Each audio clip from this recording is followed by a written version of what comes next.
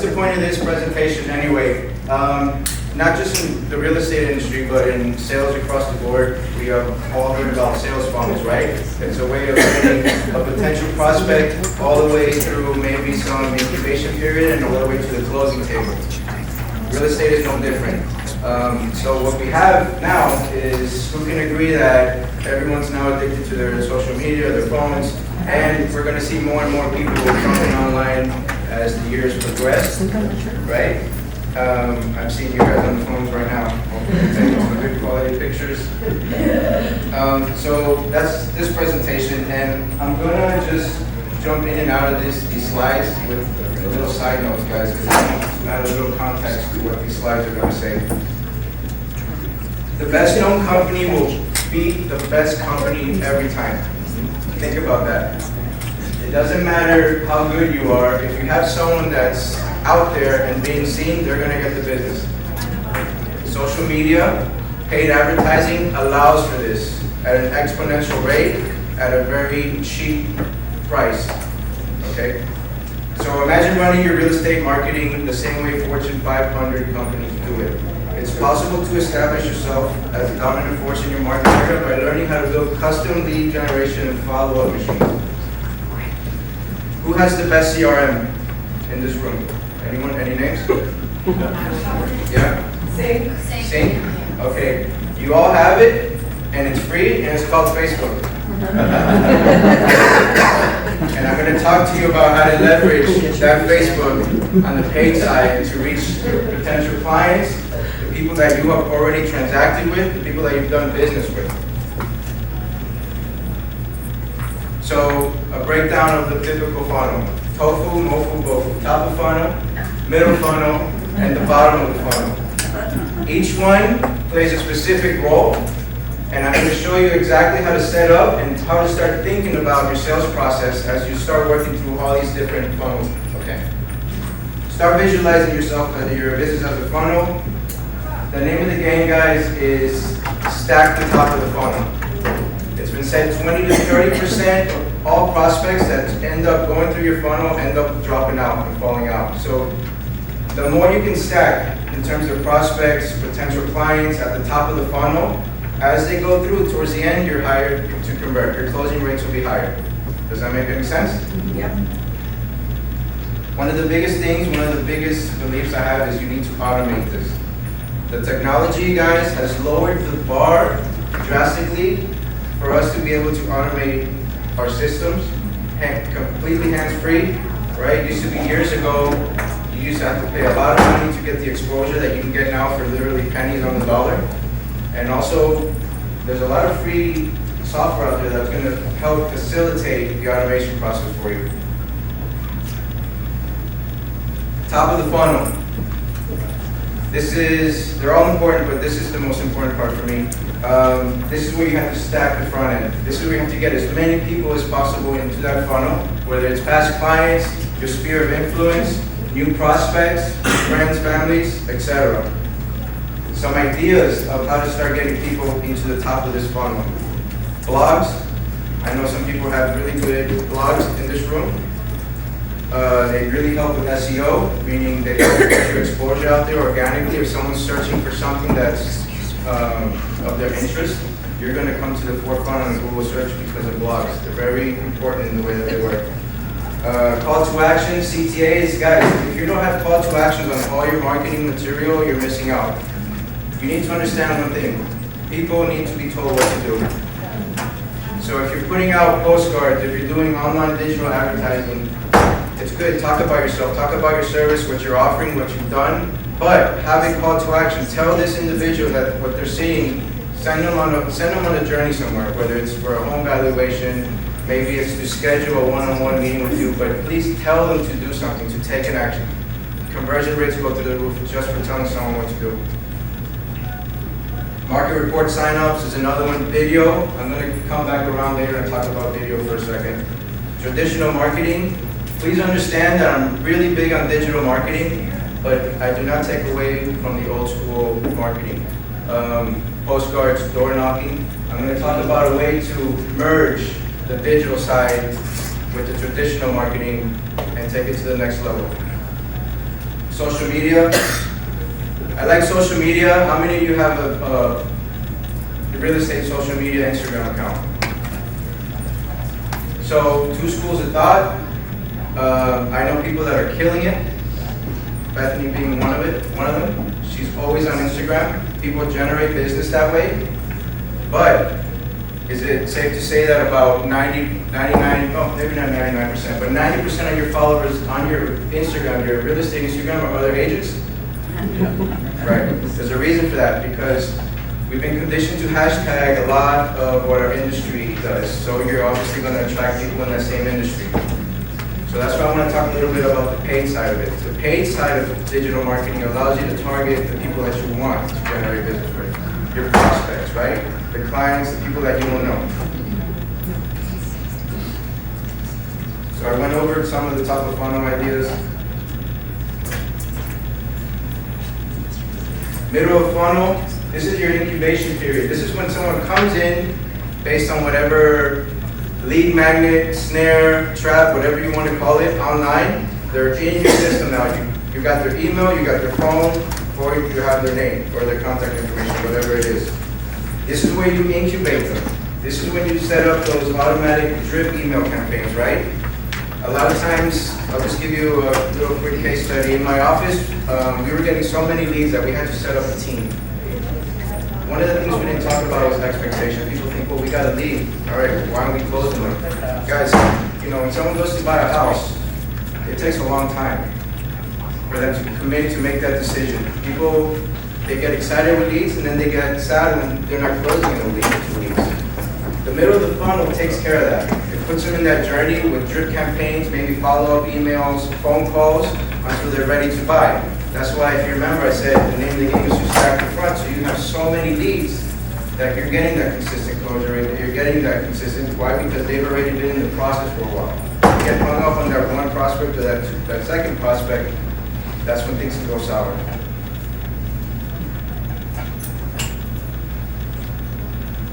These are just some of the ideas in the middle of the funnel that you can use and implement to nurture those leads. Phone calls, drip emails, text, maybe mass text. I'm going to get into remarketing and retargeting and postcards in a second. And finally, the bottom of the funnel. This is already, your prospect has gone through the process. You've reached out to them. You tried to set up an appointment, and now you're basically seeing the light at the end of the tunnel. More fun. Let's get over that.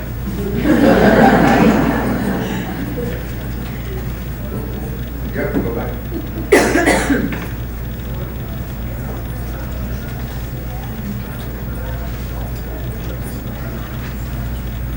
All right, bottom of the funnel, guys. This is where you set up your listing presentation or your buyer's presentation. You connect your buyer with the lender, right? You get the ball moving. Maybe if it's someone that's considering selling their property, this is where you can start sending them your pre-listing presentation or set up a face-to-face. Okay. So those are the 3 stages of the funnel. The other thing I really want to touch on is email. When I first started, I would door knock a lot. My expectation was, man, no one wants to sell their house. This sucks. I'm never doing it again. I changed my mind after learning a couple things. If you're talking to anybody, prospecting, door knocking, whatever the case, get their email. Email is the equivalent, in my opinion, of money. And the reason being is because social media outlets like Google, YouTube, Facebook, they allow you to put those emails into their platform, and now basically you become omnipresent. These people will always see you. Think about it. How many times do you scroll through Facebook or Instagram, you see the same face? Why? Because you went to their website, maybe you like something of theirs, and they're always there. That could be you. That could be the agent that farms an area, and the people that you market to, farm to, will always see you. You're the celebrity in that neighborhood. And it costs you a lot less than sending out postcards every 2 to 3 weeks. Focus on growing your email list. So we went through the 3 steps, the lead generation. I'm going to touch a little bit, I'm going to circle back in a second. Incubation is step 2. You put them through the process. This is where you start educating your consumer, your prospect with, drip emails start, guys. I get sometimes texts from people I don't even know saying, oh, is this house still on the market? Or I don't know who that person is. This is someone that has come into me as a lead. They've been pushed into a system, and maybe 2 or 3 or 4 months out, they're texting me. And then you convert. So pixels and retargeting. Remember, social media is not for you, it's for the marketers. Social media was developed with the concept of getting you addicted so that marketers can then come back around and sell you stuff. So don't get it confused. And the reason and how they do it is through something called pixels or retargeting. And basically what they do is they put a line of code in a website, you go to it, you like something, and then you see them indefinitely because they're retargeting to you. Okay? So this power is available to you. There's something called the mere exposure effect in psychology. It basically means the more you see somebody, the more likely you are to like them. It doesn't matter if you don't know anything about that person, but the more you see it, the more you hang out with them, or whatever, you're going to like that person. Facebook, Google, they know that. That's why they have this. Remember, we hear about it takes 7 times, it takes 10 times to convert. It's the same principle. So what does that mean for us? It means that now, outside of the free social media marketing that we do when we post and we hashtag and maybe we boost, if you focus on the paid side of digital advertising, now you can start focusing on niche audiences. For example, if you work in a golf course community, you can start targeting people based on their likes. If they like Callaway, if they like Nike, whatever products that have to do with golf, you can target those people that live in that vicinity with your marketing content. So it's a way to really get focused on the clientele that you want. That's all possible. You have the ability to reach out to them and retarget them. Think about this for a second. You send out a postcard. Actually, let me back up. You create a video on YouTube. It's free. The video can be, let's say, the Who Here Works condominium vertical.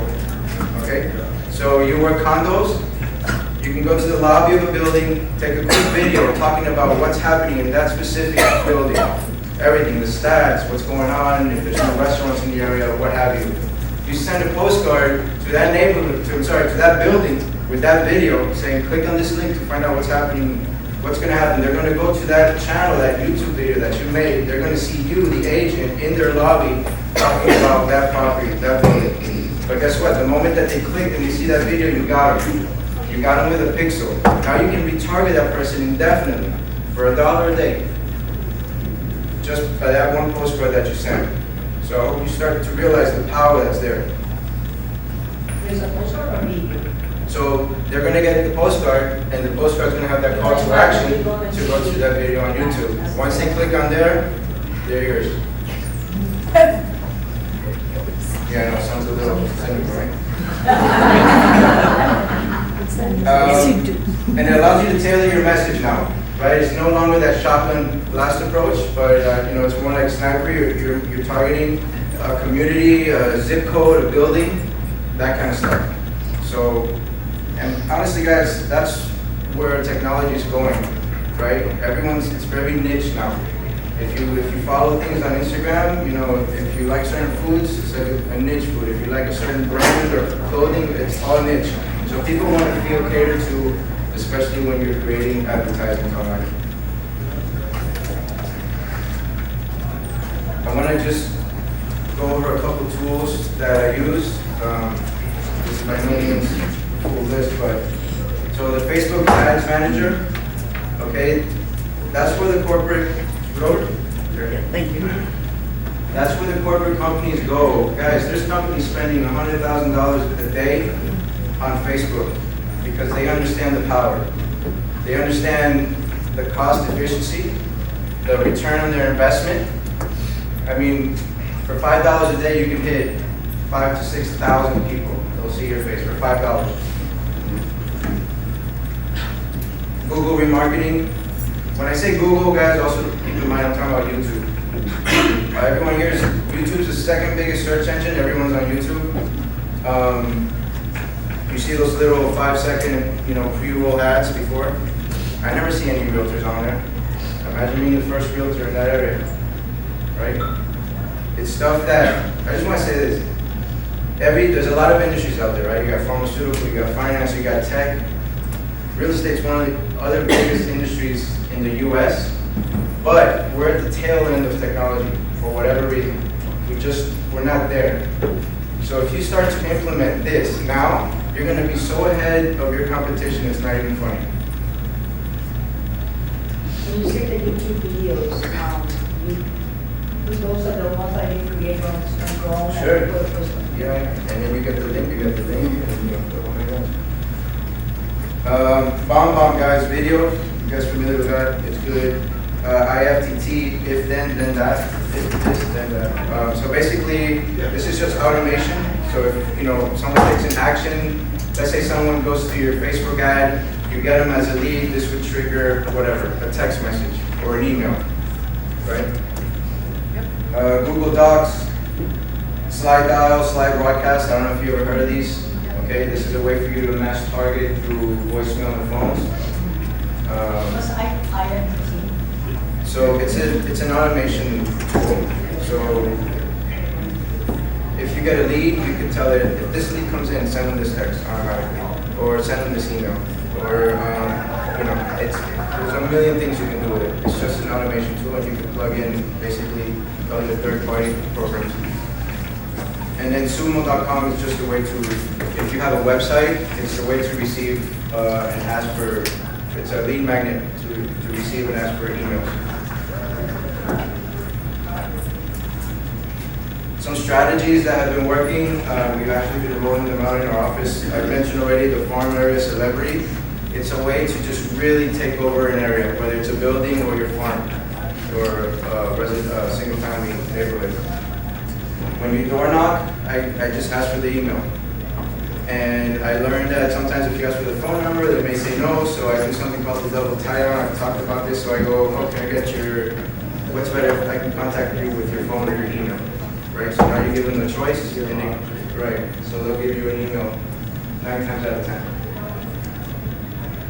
10. It's changed the way I look at door knocking now, because I know I won if I got their email. They'll always see me. Postcards with a purpose. I've changed my postcards now. I put QR codes and I tag them to my YouTube, so when they click on it, whatever video I have, they'll see. And then it's a way for me to go back to that channel and see, well, I sent out 3,000 postcards. Let's see how many people actually look for the video, right? I mean, we send out postcards, but there's no way to measure a return on that. At least now, you send out postcards and you're running into your video, you can go back to YouTube and see, okay, well, 100 people saw this video. So it's just a way to say, okay, at least my marketing dollars are working. So you create a poster and then you put it in YouTube? Yeah, so I'll create the video, create the post. Let me do questions. Write it down. Sorry. Write it down though, that's a good one. The other thing, guys, is segment your emails, right? Segmentation, very important. I deal a lot with law enforcement and fire, so I break them down because when I run ads, I don't want everyone to see a generic ad. Yeah. I want an ad to be like, are you a veteran? So here's some VA stuff. Are you a cop? Here's some hero stuff, right? So again, going back to become very niche. Social media, the paid side of it allows for this. And the just for me videos is exactly that. These are videos that I call them just for me, but they're just for you because of what you do. If you're a nurse, this video is just for you because you're a nurse. What have you? Make sense? Yeah. And that's it, guys. I hope that.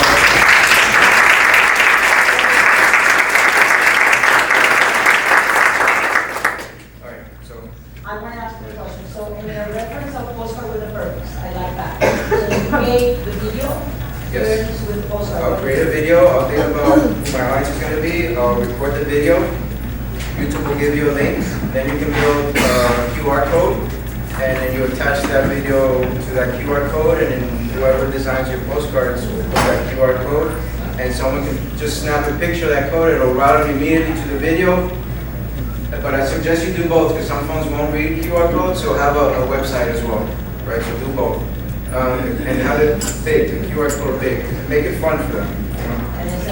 And then send those postcards, right? On Instagram, if you're a broker, you want a page, you should have a page for your brokerage and a personal page. And if you're actively advertising on it, which do you use? Do you want to be known as one person, like let's say Wesley Uyo? Just her, or should it be her company that's always advertising on Instagram? It really depends. I mean, if you're a broker and you want to bring in a lot of leads and then distribute them to your team, then go and do it with the broker. But if you're a competing broker, then do it under your name. It all depends on what you want to do. Does that answer the question? Yeah. Oh, I missed one point, and we just started doing it. If you're a broker, raise your hand if you're a broker. All right, so there's some really interesting ways of recruiting and building a team by using the paid side of it, by targeting active agents and seasoned agents too. So just keep in mind that there's a good potential to grow your team by attacking them directly through paid advertising. Question? Nobody has any other questions, no?